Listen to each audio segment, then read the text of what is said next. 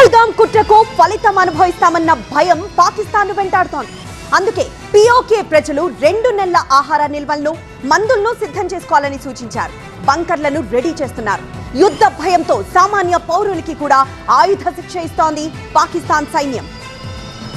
LOC దగ్గర పాక్ బలగాలు పదే కాల్పుల విరమణ ఉల్లంఘనకు పాల్పడుతున్నాయి. కుప్వారా, బారాముల్లా, పూంచ్, అఖ్నూర్, నౌషేరా సెక్టార్లలో పాక్ బలగాలు కవ్వింపు చర్యలకు పాల్పడుతున్నాయి.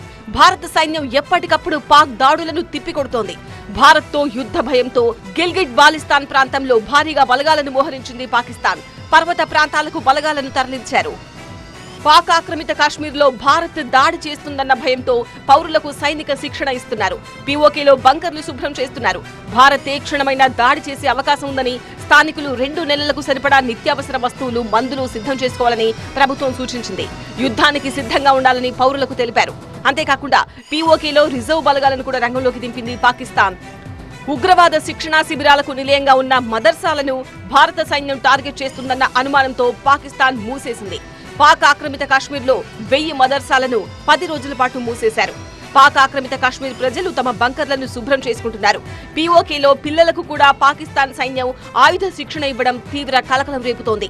తమ దేశం ఉగ్రవాదులకు శిక్షణ ఇస్తున్న మాట నిజమేనని ఒప్పుకున్నారు పాకిస్తాన్ పీపుల్స్ పార్టీ నేత బిలావల్ భుట్టో.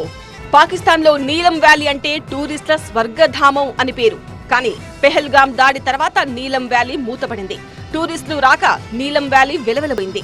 దాదాపు 3 లక్షల మంది నీలం వ్యాలీని ప్రతి ఏటా సందర్శిస్తారు. కానీ ఈ ప్రాంతంలో హోటల్స్ ఇప్పుడు ఖాళీ అయిపోయాయి. పాక్ టాప్ టూరిస్ట్ ప్లేస్ ఇలా వెలవెలబోతోంది.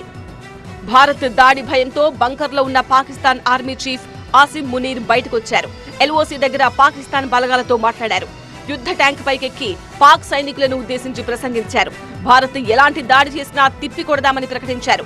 పాకిస్తాన్ ప్రధాని షబాజ్ షరీఫ్ తో పాటు ఇతర సెలబ్రిటీల సోషల్ మీడియా ఖాతాలపై భారత్ బ్యాన్ విధించింది.